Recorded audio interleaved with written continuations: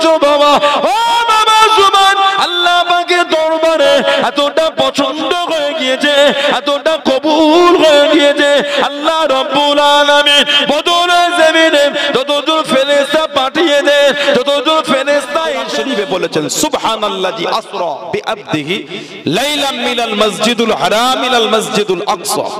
আল্লাহ পাক রাতের কিছু অংশে আমাদের নবীকে মসজিদুল হারাম থেকে মসজিদুল আকসায় আল্লাহ পাক ভ্রমণ করিয়েছেন, সায়ের করিয়েছেন, বলুন না সুবহানাল্লাহ।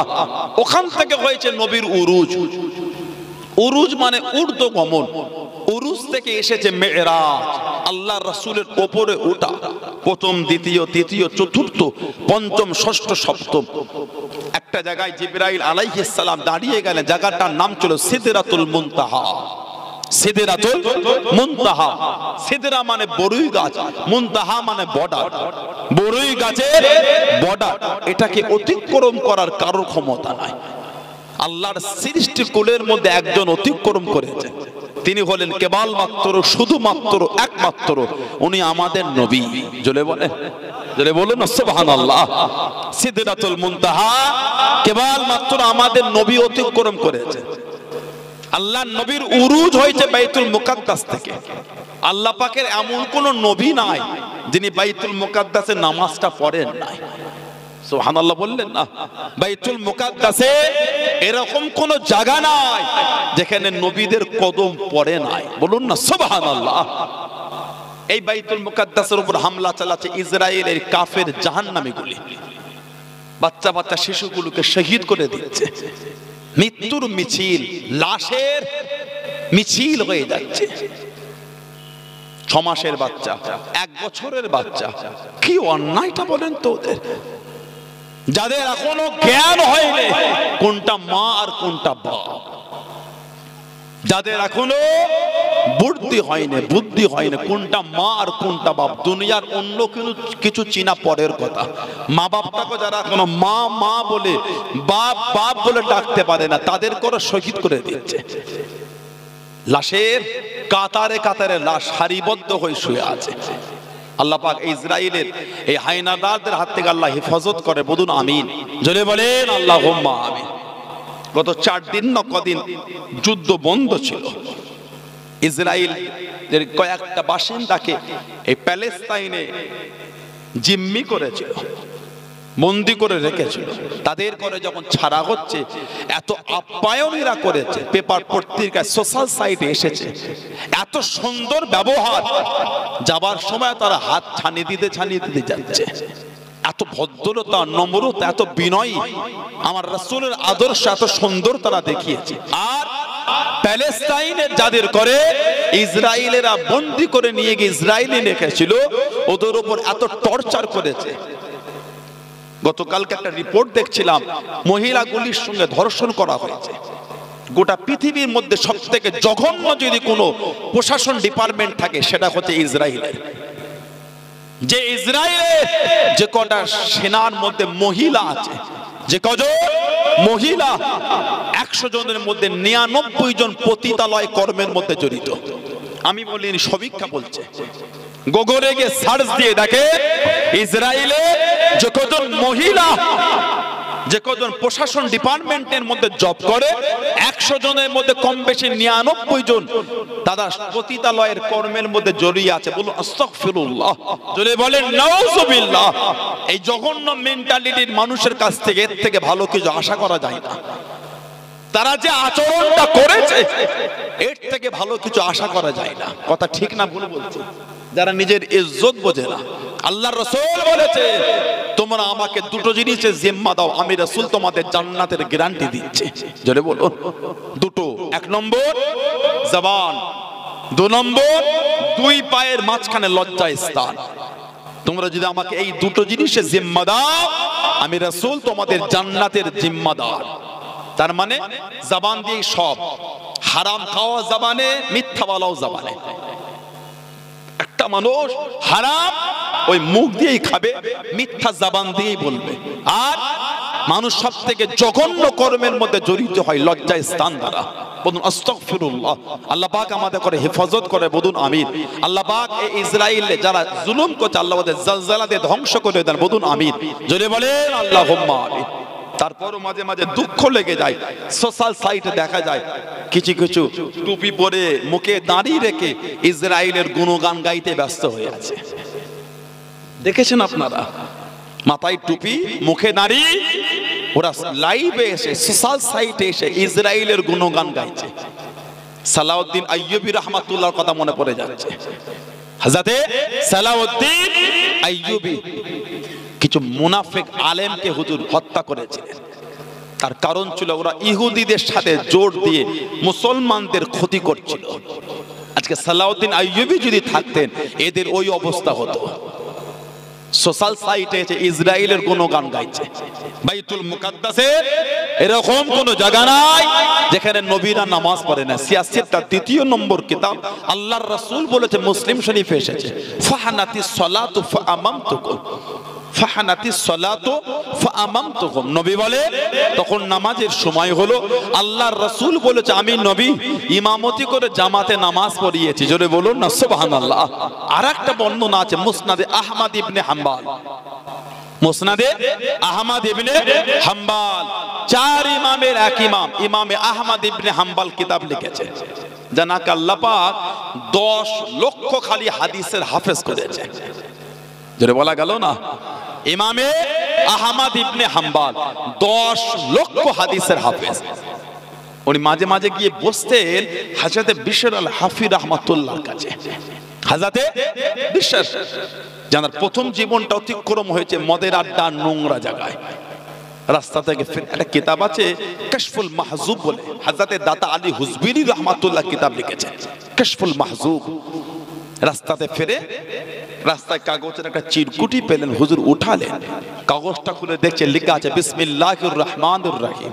হুজুরের অন্তরে ধাক্কা দিল, ওই নামটা নিয়ে বাড়িতে গেলেন, বিসমিল্লাহ।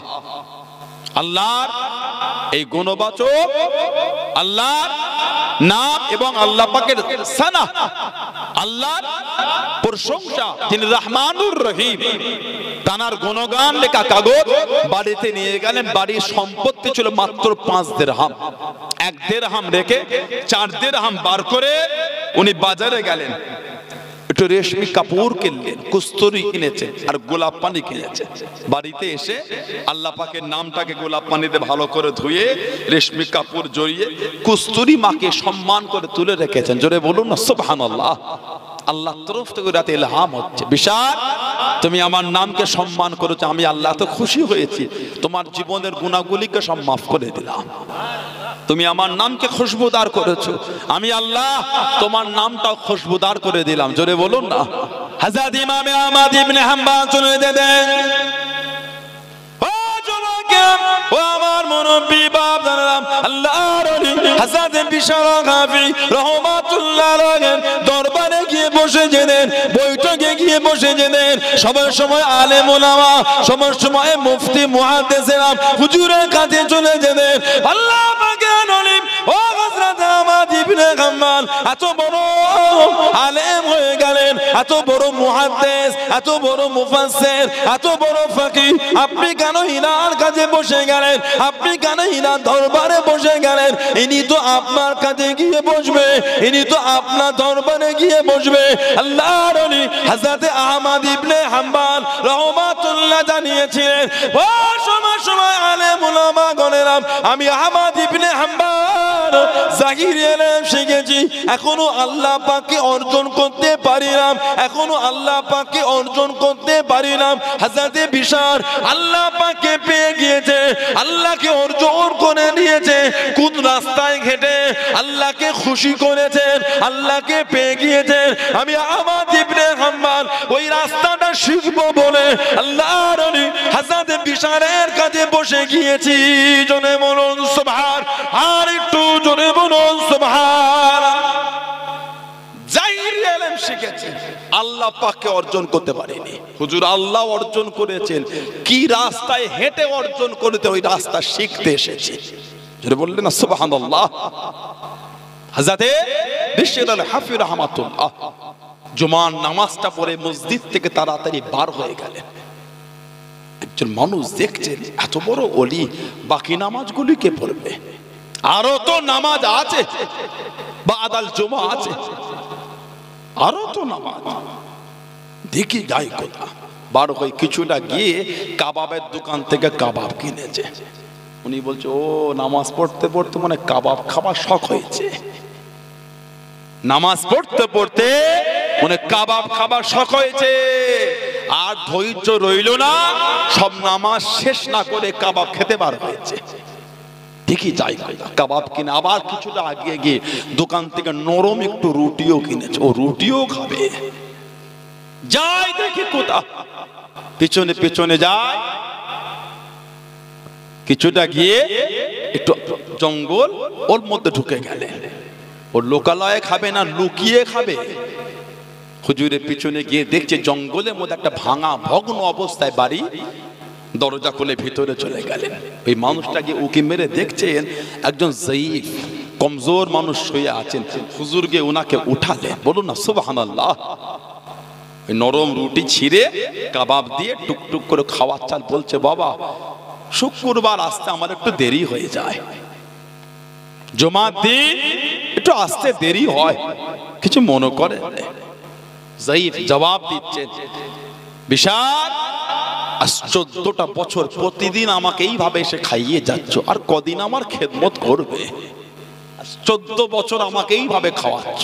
জোরে বলুন, জোরে বলা গেল না সুবহানাল্লাহ। ওই মানুষটি বাইরে দাঁড়িয়ে দাঁড়িয়ে ঝরঝর করে কাঁদছে, কি ভাবলাম আর কি হলো, 14 বছর আমার খেদমত করছো। ওনার সোহবতে বসেন আহমদ ইবনে হাম্বল, 4 ইমামের এক ইমাম। মুসনাদে আহমদ ইবনে হাম্বলে হাদিস শরীফ এসেছে, ফালাম্মা দাখালান নবী সাল্লাল্লাহু আলাইহি ওয়াসাল্লাম মসজিদে আকসা, ফালাম্মা যখন দাখালান নবী সাল্লাল্লাহু আলাইহি ওয়াসাল্লাম, আমাদের নবী প্রবেশ করলেন কোথায়? মসজিদে আকসা। মসজিদে আকসায় কামা ইসাল্লি, আমাদের নবী দাঁড়িয়ে নামাজ শুরু করে দিলেন। নামাজ পড়তে পড়তে ফালতাফাতা, ফালতাফাতা মানে ঘুরে দেখা, নবী ঘুরে দেখলেন। হুম্মালতাফাতা, অতঃপর নবী আবার ঘুরে দেখলেন। আমাদের নবী বলেন, ফাইজা নবিউনা আজমাউনা ইসাল্লুনা মাউ, আমি নবী ঘুরে দেখলাম, আবার ঘুরে দেখলাম, সমস্ত নবীরা আমার সাথে আমার পিছনে নামাজ আদায় করছেন। জোরে বলুন না সুবহানাল্লাহ। নবীরা যদি মরা নবী হলেন, মেরাজের রাতে আমার নবীর পিছনে সব নবীরা সশরীরে দাঁড়িয়ে নামাজটা পড়লেন কি করে? না না, আমাদের নবী সহ সমস্ত নবীরা হলেন জিন্দা। জোরে বলুন, সেই নবীর ভালোবাসায় এসেছেন, সেই নবীর মোহাব্বত ঈমানকে মজবুত করেন। কে মানেন না মানেন বলতে পারবো না, আমি মানি, এই ঈমান তৈরি করেন। যেমন মানা সাহাবারা মেনেছেন, এমনি আল্লাহ পাক সাহাবাদের শানে বলেন, আমিনু কামা আমানান নাস, আমিনু তোমরা ঈমান আনো। কেমন ঈমান? আল্লাহ কামা, যেমন আমানান নাস, এই নাসের তাফসীর হচ্ছে সাহাবা। যেমন ঈমান আমার হাবিবে সাহাবারা এনেছেন, ওই ঈমান তোমরা আনো। জোরে বলবেন না সুবহানাল্লাহ। যে সাহাবাদের শানে আল্লাহ পাক বলেছেন, রাদিয়াল্লাহু আনহুম ওয়া রাদু আন, তাদের উপর আমি আল্লাহ খুশি, তারাও আমি আল্লাহ আমার উপর খুশি। জোরে বলবেন না সুবহানাল্লাহ। যে সাহাবাদের শানে নবী বলেছেন, লা তাসুব্বু আসহাবি, হে দুনিয়ার মানুষ তোমরা আমার সাহাবাদের গালি দিও না। যে সাহাবাদের শানে আল্লাহর রাসূল বলেছেন, ওয়াল্লাহ ফি আসহাবি, আমার সাহাবাদের নিয়ে কিছু বলা লাগে আল্লাহকে ভয় করো। যে সাহাবাদের শানে নবী বলেছেন, আসহাবি কান নুজুম, আমার সাহাবারা হচ্ছেন আকাশের তারার নাই। জোরে বলবেন না। বিআইহিম ইক্তিদাইতুম ইহতাদাইতুম, তোমরা তাদের মধ্যে কারো একজনের ইক্তিদা অনুসরণ করো, তোমরা হেদায়েত পেয়ে যাবে। জোরে বলবেন না সুবহানাল্লাহ। সেই সাহাবাদের দিকে দেখেন, মানা কাকে বলে? আমার নবী পাকের সাহাবী মাত্র 15 বছর বয়সে মুসলমান হয়েছে। হযরতে জুবাইর ইবনুল আওয়াম রাদিয়াল্লাহু তাআলা আনহু, মাত্র 15 বছর বয়স। জুবাইর ইবনুল আওয়াম রাদিয়াল্লাহু তাআলা আনহু মাত্র 15 বছর বয়সে উনি মুসলমান হয়েছে। আল্লাহর রাসূলের নিজের ফুফুতো ভাই, ওনার আম্মা জান ছিলেন সাফিয়া বিনত আব্দুল মুত্তালিব। সাফিয়া বিনতে আব্দুল মুত্তালিব। আর উনার ফুফু ছিলেন আমাদের মা সাইয়্যিদা তাহেরা তাইয়্যিবা খাদিজা রাদিয়াল্লাহু তাআলা আনহা। জোরে বললেন না সুবহানাল্লাহ। আল্লাহর নবীর যত আওলাদ সব মা খাদিজাতুল কুবরা রাদিয়াল্লাহু তাআলা আনহা থেকে এসেছে। খালি একটা নবীর ছেলে হযরতে ইব্রাহিম রাদিয়াল্লাহু তাআলা আনহু, ওনার মা ছিলেন আলাদা। আমার নবীর অন্য স্ত্রী থেকে উনি এসেছেন হযরতে মারিয়া কিফতি রাদিয়াল্লাহু তাআলা আনহা।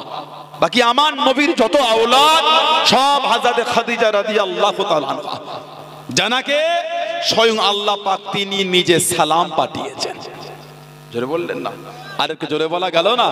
আল্লাহ নবী জাবালে নূরে চলে গেলেন।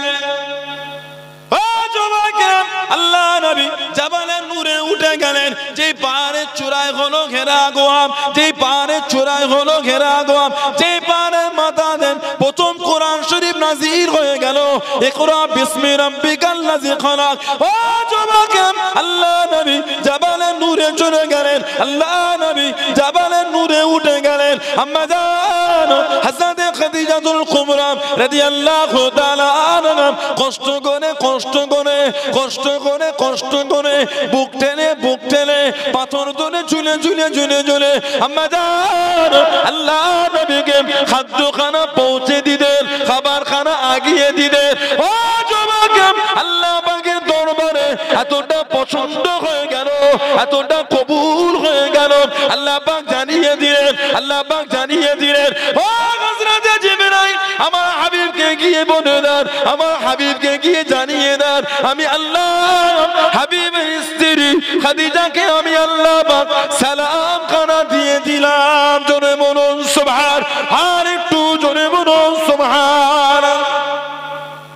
নবী যখন জাবালে নূরের উপরে, মা গিয়ে নবীকে খাবার পৌঁছে দিতেন। আল্লাহর হাজী বান্দারা এখানে আছেন, জিজ্ঞাসা করেন জাবালে নূর সিঁড়ি হয়েছে, সাইডে রেলিংও লাগিয়েছে, উঠতে গেলে জান খারাপ হয়ে যায়। আল্লাহর হাজীদের জিজ্ঞাসা করে, আমি এবছর হজও করেছি, 1 মাস পরে আবার উমরাও করেছি। আল্লাহ নিয়ে গিয়েছে। আল্লাহ পাক সমস্ত হাজীদের হজকে কবুল করে নেন। বলুন আমিন, বলেন আল্লাহুম্মা আমিন। আল্লাহ পাক সকলকে যাওয়ার তৌফিক দান করে, বলেন আমিন। যদি বলেন আল্লাহুম্মা আমিন। জাবালে নূরে উঠেছে, যারা উঠেছেন জানেন নিচের কিছুটা অংশ সিঁড়িকণায় হিল রাস্তা, ওই রাস্তাটা উঠতে গেলে জান খারাপ হয়ে যায়। সিঁড়ি না, এই হিলের রাস্তা। গাড়িও উঠছে, আমরা হেঁটে হেঁটে উঠেছিলাম। নিচে গাড়ি থেকে নেমে বেশ কিছুটা ওই হিলের রাস্তায় উঠতে হয়, ওতেই হাঁপিয়ে যায়, পা টানে না। সিঁড়ি রেলিং ধরে ধরে ঘুরে ঘুরে, মাঝে মাঝে আবার সেই লেবুর শরবত বিক্রি হচ্ছে, 2-3 টাকা 2-3 রিয়াল করে 1 গ্লাস লেবু পানি, 3 রিয়াল, 3-25 75 যা লাগে নাও তাও একটু।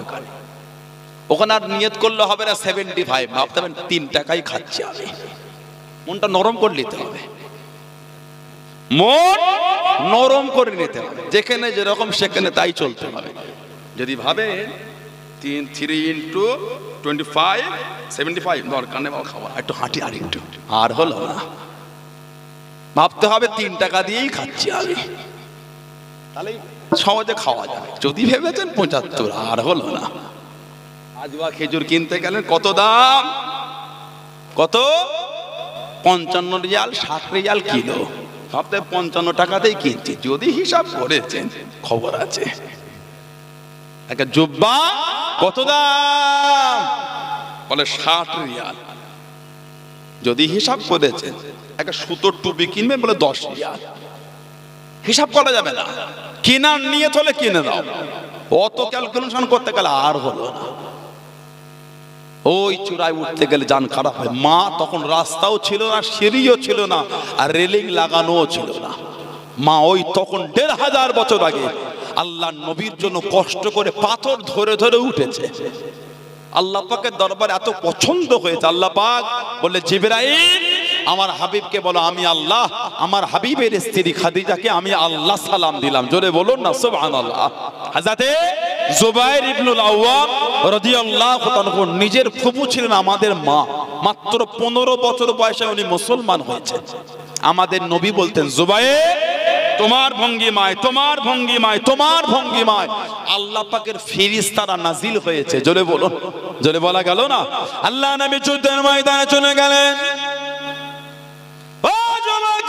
আল্লাহ নবী ইসলামের প্রথম যুদ্ধে চলে গেলেন, দ্বিতীয় হিজরিতে পার হয়ে গেলেন। 313 জন সাহাবা আল্লাহ নবী বদরের জমিনে চলে গেলেন। মাত্র দুটি ঘোড়া, মাত্র দুটি ঘোড়া, একটা ঘোড়া পিড়ে হযরত জুবাইর ইবনুল আওয়াম রাদিয়াল্লাহু তাআলা আনহু হলদে পাগড়ি মাথায় দিয়ে ঘোড়া পিঠে বসে গিয়ে যুদ্ধখানা চালিয়ে যায়, যুদ্ধখানা করে যায়। আল্লাহ নবী জানিয়ে দিলেন, আল্লাহ নবী শুনিয়ে দিলেন, ও বাবা জুবাইর রাদিয়াল্লাহু তাআলা আনহু হলদে পাগড়ি পরেছো বাবা, হলদে পাগড়ি পরেছো বাবা। ও বাবা জুবাইর আল্লাহ পাকের দরবারে এতটা পছন্দ হয়ে গিয়েছে, এতটা কবুল হয়ে গিয়েছে, আল্লাহ রাব্বুল আলামিন বদরের জমিনে যতজন ফেরেশতা পাঠিয়ে দেন, যতজন ফেরেশতা এসেছে সবার মাথায় হলদে পাগড়ি পরে সবাই নাজিল হয়েছে। জোরে বলুন সুবহান, আর একটু জোরে বলুন সুবহান। ও বাবা জুবাইর তোমার মাথায় হলদে পাগড়ি খারাপ আল্লাহ পাকের দরবারে এতটা কবুল হয়ে গিয়েছে, এতটা পছন্দ হয়ে গিয়েছে, আল্লাহ রাব্বুল আলামিন বদরের জমিনে সমস্ত ফেরেশতাদের হলদে পাগড়ি পরে পাঠিয়েছে। জোরে বলুন সুবহান, আর একটু জোরে বলুন সুবহান। তুমি মাথায় হলদে পাগড়ি দিয়েছো, বদরের যত ফেরেশতা আল্লাহ পাঠিয়েছে সবার মাথাতেই হলদে পাগড়ি। যদি বললেন সুবহানাল্লাহ। আল্লাহর রাসূল বলতেন, জুবাইর তোমার ভঙ্গিমায় ফেরেশতা এসেছে। বলুন আলহামদুলিল্লাহ। মাত্র 15 বছর বয়সে মুসলমান, মাত্র 15 বছর। এত ক্ষমতা আল্লাহ ওনাকে দিয়েছিলেন। একদিকে উনি একা, অপর দিকে 1000, তারপরও আল্লাহ ওনাকে জয়ী করে দিতেন। একদিকে একা, একদিকে 1000, এত ক্ষমতা আল্লাহ ওনাকে দিলেন। যেদিন আবু বকর সিদ্দিক মুসলমান হলেন রাদিয়াল্লাহু তাআলা আনহু, ওনার পরের দিনই গিয়ে মুসলমান হয়েছিলেন জুবাইর ইবনুল আওয়াম রাদিয়াল্লাহু তাআলা আনহু। হযরত উমর ফারুক রাদিয়াল্লাহু তাআলা আনহু উনি পাঠিয়েছিলেন সৈন্য মিশর ফতেহ করার জন্য। হযরত আমর ইবনুল আস রাদিয়াল্লাহু তাআলা আনহু, হযরত আমর ইবনুল আস রাদিয়াল্লাহু তাআলা আনহু যিনি মুসলমান হয়েছেন 8ম হিজরিতে। মুসলমানদের প্রথম হিজরাতটা ছিল আবিসিনিয়া। মুসলমানদের ফার্স্ট হিজরাত আবিসিনিয়া। নজ্জাসী বাদশা জানাজা গায়েবান আমাদের নবী আদায় করেছিলেন। বলুন না সুবহানাল্লাহ। মক্কার কাফের, বেদিন, মুশরিক, বেঈমানগুলো দেখছে মুসলমানরা আবিসিনিয়ায় গিয়ে সহজে দিন পালন করছে, ওদের উপর জুলুম করা যাচ্ছে না, তাহলে যে কোনো পদ্ধতিতে ওদের করে মক্কা শরীফে ফিরিয়ে আনতে হবে। এই নজ্জাসী বাদশার সঙ্গে বন্ধুত্ব ছিল হযরত আমর ইবনুল আস রাদিয়াল্লাহু তাআলা আনহু। অনেক মালপত্র উপঢৌকন হাদিয়া নিয়ে মক্কার কাফেররা ওনাকে দায়িত্ব দিল, যাও তুমি আবিসিনিয়ায় গিয়ে নজ্জাসী বাদশাকে এই মালগুলি দিয়ে খুশি করো, করে নজ্জাসী বাদশাকে বুঝিয়ে মুসলমানদের যে কোনো উপায়ে মক্কা শরীফে ফিরিয়ে আনো। নজ্জাসী বাদশার কাছে চলে গেলেন, এই মালগুলি ওনাকে গিফট করলেন, উপঢৌকন দিয়ে কথায় কথায় বললেন, আমাদের মক্কা শরীফের কিছু মানুষ নতুন ধর্ম খুলেছে, নতুন দিন, তার মক্কা থেকে আপনার এখানে এসে আশ্রয় নিয়েছে, আপনার কাছে অনুরোধ ওদের করে আপনি মক্কা শরীফে ফিরিয়ে দেন। নজ্জাসী বাদশা কথা শুনে সাহাবাদের ডাকলেন, দিন সম্পর্কে শুনলেন। আল্লাহ নজ্জাসী বাদশার মনটাকে আল্লাহ নরম করে দিলেন। বলুন সুবহানাল্লাহ। নজ্জাসী বাদশা রাগান্বিত হয়ে যে মালগুলি হাদিয়া দিয়েছিল ওগুলি ফেরত দিলেন। ধরো,